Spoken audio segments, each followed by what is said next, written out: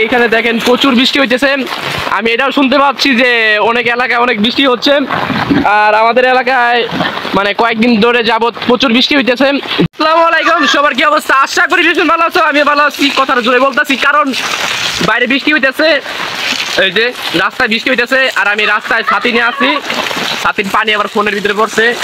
বৃষ্টি দেখেন ওরা গোসল করতেছে বৃষ্টিতে ভিজে।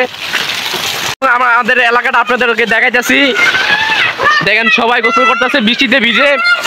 আর এদিকে বৃষ্টি প্রচুর হইতেছে আমাদের এলাকায়, সকাল থেকে বৃষ্টি হইতেছে, রাস্তায় পানি উঠে গেছে।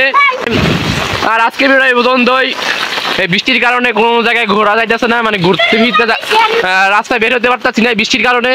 তার জন্য ঘুরতেও যাইতে পারতেছি না কোনো জায়গায়, তার জন্য বাসায় বসে আছি সারাদিন। জিয়াদকে কল দিয়েছিলাম সকাল দিকে, জিয়াদে ওদিকে জিয়াদের এলাকার ওদিকেও বৃষ্টি, জিয়াদে কুষ্টিয়া এখন আছে, মানে ওদের গ্রামে গেছে, ওদিকে অনেক বৃষ্টি। তার কারণে ঢাকায় আসতে পারতেছে না, বৃষ্টির কারণে আটকে আছে। 2-3 দিনের ভিতরে জিয়াদে চলে আসবে আমাদের ঢাকায়। দেখেন এখানে গোসল করতেছে। কিরে তো জড়াইবো। আর আজকের ভিডিওটা এই পর্যন্ত। ভিডিওটা অবশ্যই লাইক কমেন্ট শেয়ার করবেন। বাই বাই, সবাই ভালো থাকবেন।